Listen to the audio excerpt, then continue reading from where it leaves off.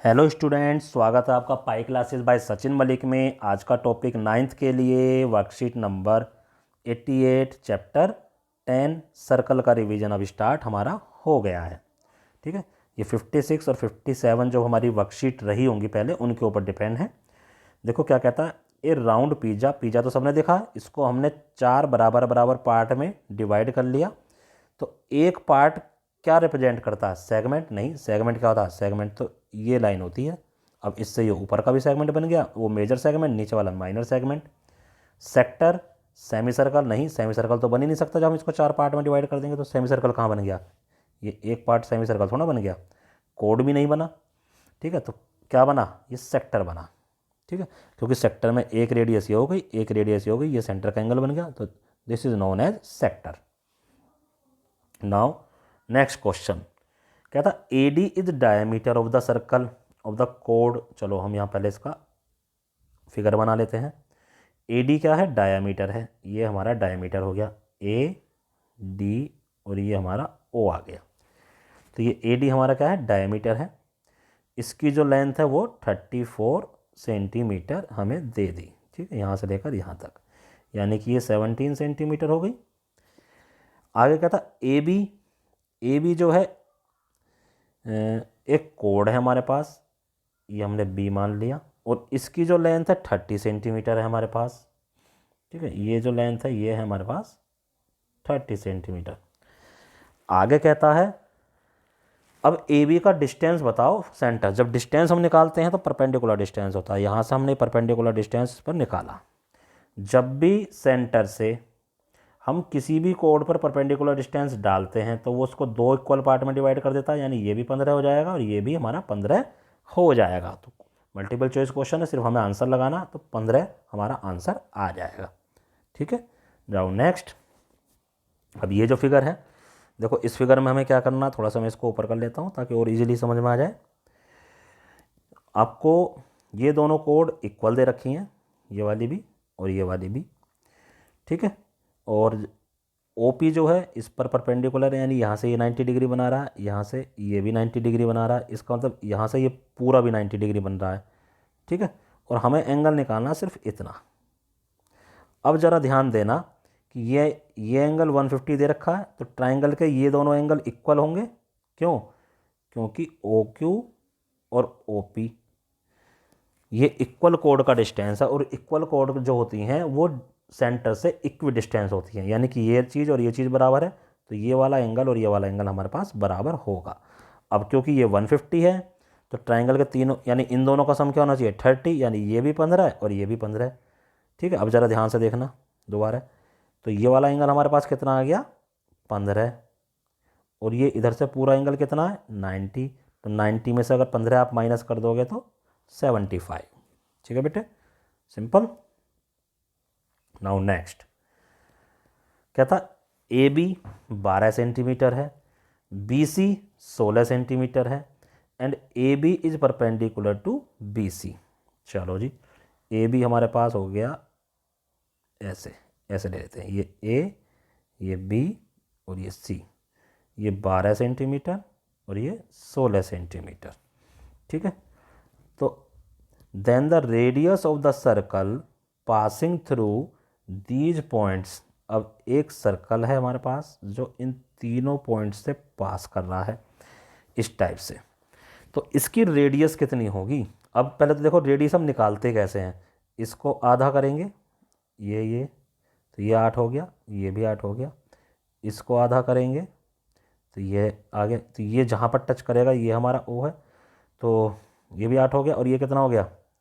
ये भैया 6 हो गया, और ये भी 6 हो गया। ठीक है, अब हम इसको क्या कर सकते हैं? अब हम इस पॉइंट को भी मिला लेंगे। ये पॉइंट हमने मिला लिया, हमें ये वैल्यू पता है कितनी है? 8 है। हमें ये वैल्यू पता है कितनी है? 6 है, तो ये भी 8 हो जाएगी। और ये क्या हो गया? ये इस ट्राइंगल का, जो ये ट्राइंगल दिखाई दे रहा है हमको, ये इसका कर्ण हो गया, हाइपोटेन्यूज हो गया, यानी ये 8 का स्क्वायर प्लस 6 का स्क्वायर बनेगा, यानी कि 64 प्लस 36, यानी कि 100 किस में आएगा? वर्गमूल में, स्क्वायर रूट में, यानी कि 10। तो 10 सेंटीमीटर हमारा ये फाइंड आउट हो गया। नाउ नेक्स्ट, ये ट्रू फॉल्स और फिल इन द ब्लैंक्स हैं। तो देखो the length of complete circle, ठीक है, ये जो कंप्लीट सर्कल की जो ये लेंथ है, ये इसको हम क्या बोलते हैं, हिंदी में बोलते हैं परिधि और इंग्लिश में बोलेंगे सरकमफेरेंस, ठीक है, सरकमफेरेंस, ठीक है। तो ये हमारे पास आ गया। कहता a segment of the circle is the region between the arc, segment क्या होता है, ये सेगमेंट होता है, तो ये आर्क होती है ये, और ये क्या होती है, कोड। तो आर्क एंड कोड of the circle, two circle having the same centre and different area, ये एक सर्कल है और एक और ये है, तो इनको हम क्या बोलेंगे, कॉन्सेंट्रिक, संकेंद्रीय केंद्र, कॉन्सेंट्रिक, संकेंद्रीय हिंदी में, ये कोड था, कोड का मतलब जीवा। An arc of the circle is called dash if ends of the arc at the ends of the diameter, यानी ये जो है और ये है, ये डायमीटर के एंड्स हैं, तब इस आर्क को हम क्या बोलेंगे, हम बोलेंगे इसको सेमी सर्कल, ठीक है, अर्धवृत्त, अर्धवर्तीय आर्क, ठीक है। तो ये हमारे चारों फिल इन द ब्लैंक्स हो गए।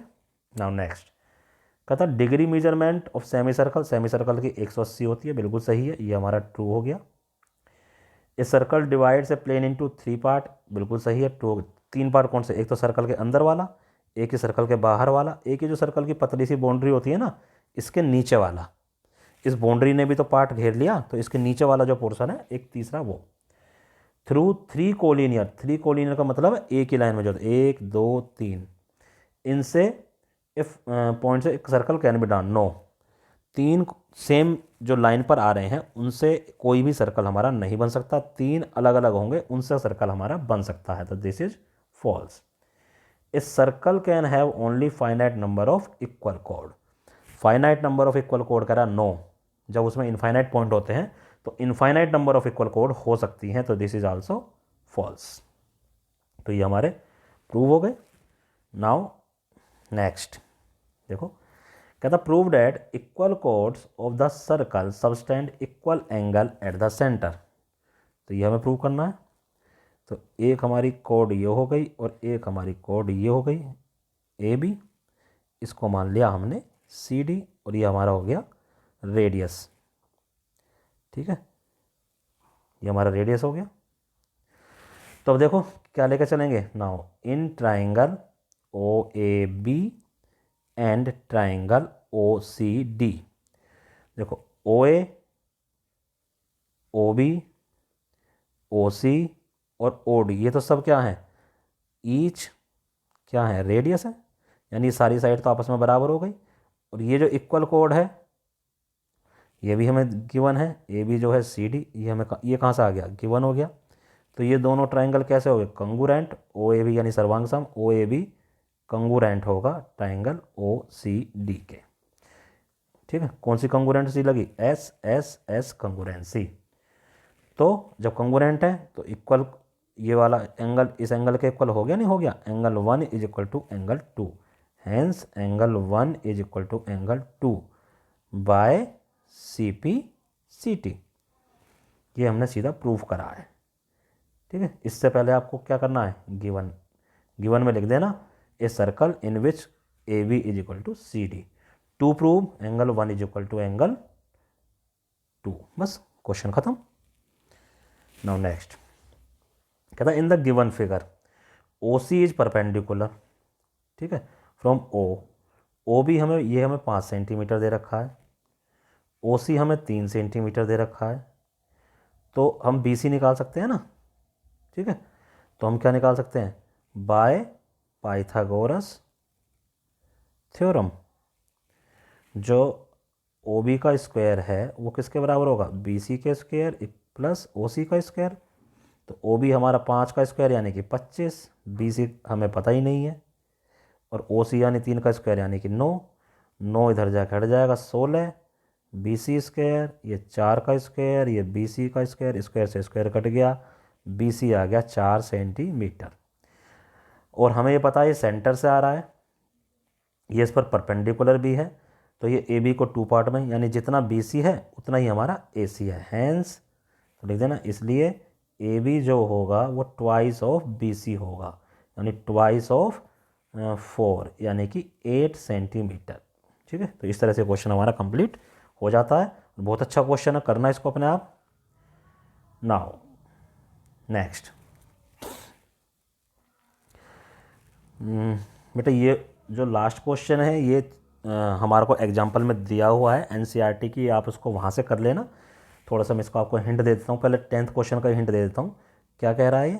इस टाइप से है कि 2 कोड है हमारे पास, एक कोड हमारी ये हो गई और एक कोड हमारे पास ये हो गई, ABCD। जहाँ पर ये एक दूसरे को इंटरसेक्ट कर रही हैं, तो जैसे ये वाला पार्ट और ये वाला पार्ट ये आपस में इक्वल हैं, ये वाला पार्ट और ये वाला पार्ट ये आपस में इक्वल हैं, इसको हमने M मान लिया। तो हम करेंगे कैसे? ये हमारा O हो गया। ठीक है, तो यहाँ से परपेंडिकुलर ड्रा कर दो, यहाँ से परपेंडिकुलर ड्रा कर दो और इसको मिला लो। ठीक है, ये कर दिया हमने। अब परपेंडिकुलर ड्रा कर दिया, क्या मान ले? परपेंडिकुलर R और S, ये कर दिया। अब परपेंडिकुलर हमने ड्रा कर लिए, तो इसका मतलब AS और BS तो हमारा पहले से ही इक्वल हो गया। अब हमें सिर्फ ये प्रूव करना है कि ये जो पार्ट हैं कौन से। अब देखो इक्वल कोड भी, ये भी ध्यान रखना, कोड भी हमारी कैसी हैं? इक्वल हैं। तो कोड इक्वल हैं तो OR और OS हमारे इक्वल हो गए। ये पोर्शन जो है हमारा कॉमन हो गया।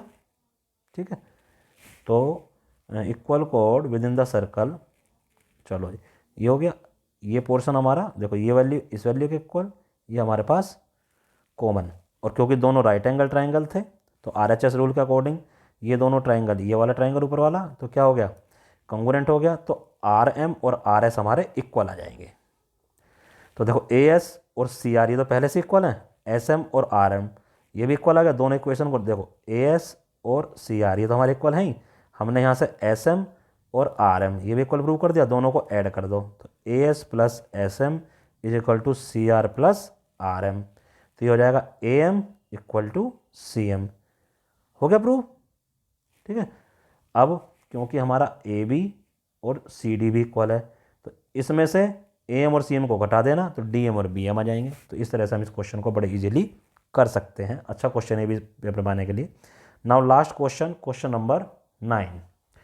कहता 2 कोड्स जिनकी लेंथ 8 सेंटीमीटर और 10 सेंटीमीटर है। ठीक है, ये हमारा भैया 10 सेंटीमीटर हो गया और ये हमारा, चलो मान ली एक पैरेलल है या नहीं वो तो बात अलग है, ये हमारी 8 सेंटीमीटर हो गई। Are at distance 8 centimetre and 3.5 centimetre respectively from the centre. ठीक है, तो कह रहा है ये तो हमारी 8 सेंटीमीटर होगी और ये हमारी 3.5 सेंटीमीटर हो जाएगी। तो क्या is it possible? Justify your answer. क्या ऐसा पॉसिबल है? तो ये बेटा अब आपको सोचने के लिए दे रहा हूँ, बताओ, चेक करके देखना क्या ऐसा पॉसिबल है, और है तो क्यों है और नहीं है तो क्यों नहीं है। एक क्वेश्चन मैंने ये आपको अपने लिए सोचने कर दिया है। अगर आपसे नहीं होता है तो मैं इसको नेक्स्ट वर्कशीट में मैं आपको बताने वाला हूँ क्या ऐसा पॉसिबल है या नहीं। तो इस तरह से ये सारे क्वेश्चन अब आपको करने हैं, अपनी कॉपी में साफ साफ करने हैं और अपने टीचर को व्हाट्सएप पर सेंड करने हैं। धन्यवाद।